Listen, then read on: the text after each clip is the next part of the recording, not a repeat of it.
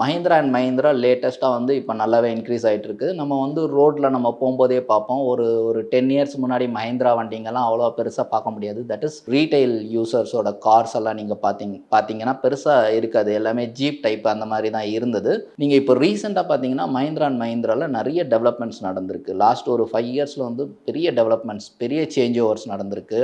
So எப்படி வந்து நம்ம வந்து கார்ஸ்லலாம் நிறைய வேரியன்ட்ஸ் நிறைய வந்திருக்கு. அண்ட் லக்ஸரி கார்ஸில் அவங்களோட பர்சன்டேஜ் ஆஃப் ப்ராஃபிட் ரேஷியோ வந்து எப்போவுமே ஜாஸ்தி இருக்கும். லக்ஸரி கார்ஸ்லாம் இப்போ பயங்கரமாக சேல்ஸ் ஆகுது.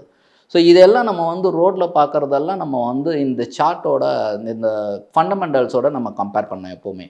ஸோ நம்ம மஹிந்திரா அண்ட் மஹிந்திரா பற்றி நிறைய பேச தேவையில்ல. ஸோ நிறைய ஈக்விட்டி கேபிட்டல் போகிறோம்னா, ஈக்விட்டி கேபிட்டல் வந்து அவங்க வந்து 2015ல் வெறும் 296 crore ரிசர்வ்ஸ் வந்து 25,000 கோடி அப்படி இருந்த கம்பெனி இப்போது மார்ச் 2024ல் 557 கோடி கேபிட்டல், ஷேர் கேபிட்டல் வந்து 557 கோடி, ரிசர்வ்ஸ் வந்து 65,633 கோடி.